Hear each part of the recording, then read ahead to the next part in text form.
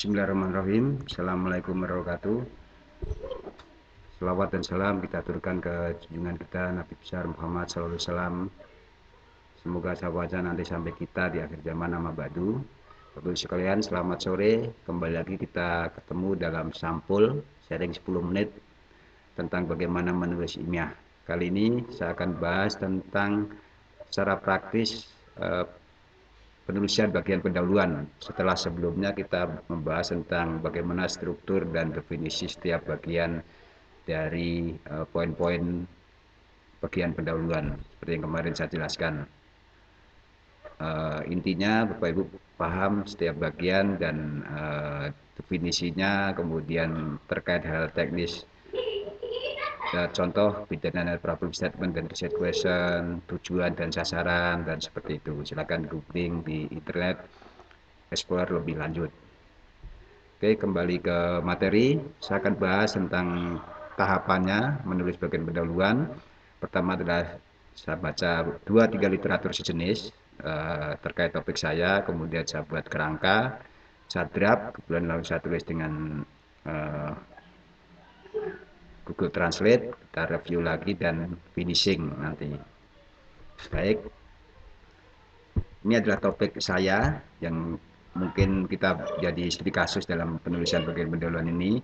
Saya menulis tentang bagaimana mengembangkan model dan menguji instrumen penelitian, jadi sub tahap dari tahapan utama riset saya.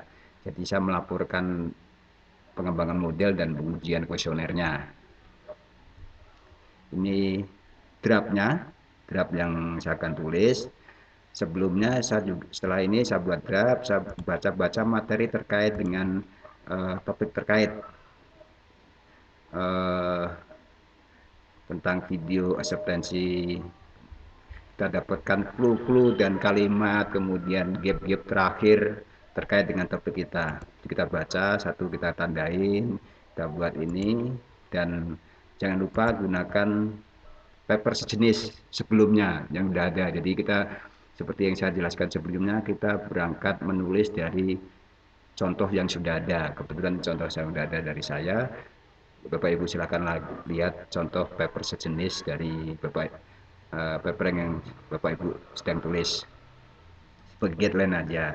Setelah kita baca 3-4 paper secara singkat, kita dapatkan gap dan kalimat-kalimat yang bagus. Kemudian kita baru tulis draftnya. Jadi dari ini kita kopas ke internet, kita gunakan Google Translate seperti ini.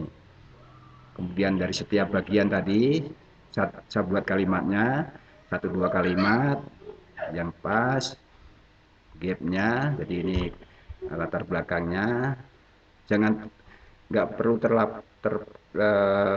terpaku ke citasi Bapak Ibu. Jadi alur logika Bapak Ibu aja berdasarkan bacaan terakhir. Alur logika menjelaskan aja perkembangan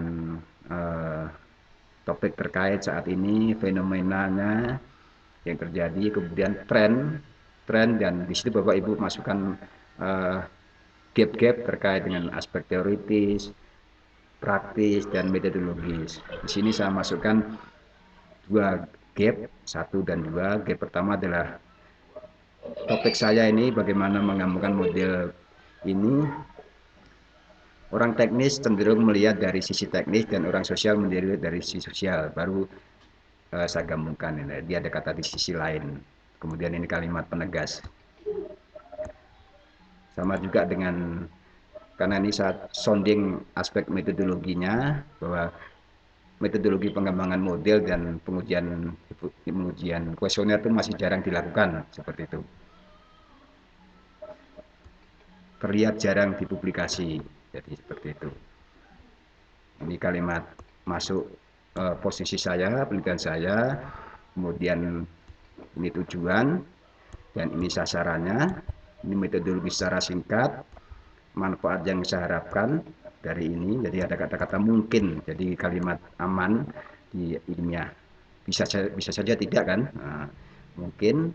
Kemudian pertanyaan penelitiannya saya ajukan 3 penelitian sebagai guideline saya menulis nanti. Baru sistematika penulisan makalah bagi pembaca yang tertarik membaca lebih lanjut dari paper saya nanti. Dari bahasa Indonesia ke bahasa Inggris, kemudian yang bahasa Inggrisnya saya kopas, saya rubah ke yang English to Indonesia. Ini saya kopas, baru saya perhalus bahasanya seperti ini. Karena Bapak Ibu harus sadar, Google Translate hanya tools, jadi alat aja. Pemahaman tentang konsep berbahasa dari native speaker sama kita pasti berbeda, tapi minimal kita belajar step by step. Contoh at present kita ganti yang lebih pas mungkin seperti ini, Wedes, inline kita ganti dengan lebih halus lagi apa, jadi kelihatan ini semuanya.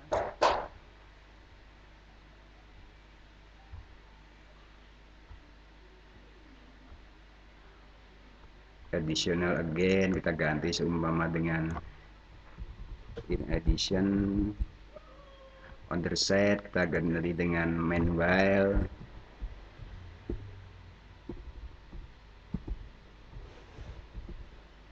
sementara itu maksudnya seperti itu. Setelah selesai semuanya kita kira-kira anggap ini, kita kopas, kita copy ke bagian ini, bagian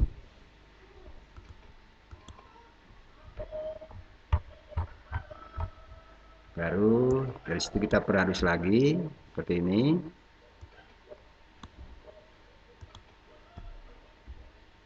Jadi ini keperluan saya tanda X adalah cara citasi. Contoh ini adalah itu saya sudah ada paper terkait ini, laporan dari itu International Telecommunication Union itu yang terbaru, yang secara tidak langsung menjelaskan fenomena perkembangan smartphone di dunia, atau saya gunakan Google Translate dan Google Scholar smartphone Indonesia Sen 2016, saya cari 2016. Nah, ini kita kutip, export,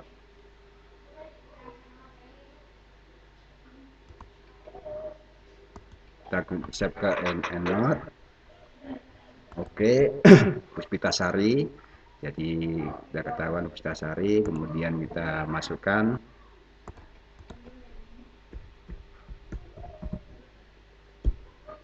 oke, insert. Jadi seperti itu. Jadi citasi secara tidak langsung, jadi tulisan paper terkait itu dan Puspitasari ini secara langsung menjelaskan fenomena di kalimat pertama itu. Selanjutnya sampai akhir kita tulis seperti ini. Kemasan, contoh nih, kita bahas tentang ini. Contoh kita bahas ini, kita perhalus lagi dengan tulisan yang lebih ini, nah, lebih menarik lagi kemasannya. Nah,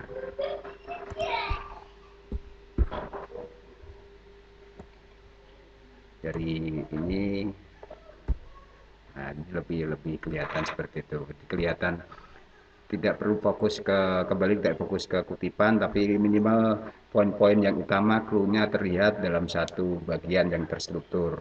Sambil jalan kita lanjutkan ke seksi berikutnya. Jadi teori yang kita pakai di sini kita jamin konsistensinya, kita gunakan juga di bagian literatur review dan metodologi penelitian mungkin, dan kita bahas, kita sebutkan di bagian pembahasan, kita sebutkan sehingga memperlihatkan konsistensi penggunaan citasi dalam satu paper ini.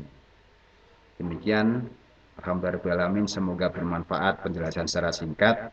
Silahkan dilanjutkan dan dieksplor lagi. Terima kasih. Alhamdulillah. Assalamualaikum warahmatullahi wabarakatuh.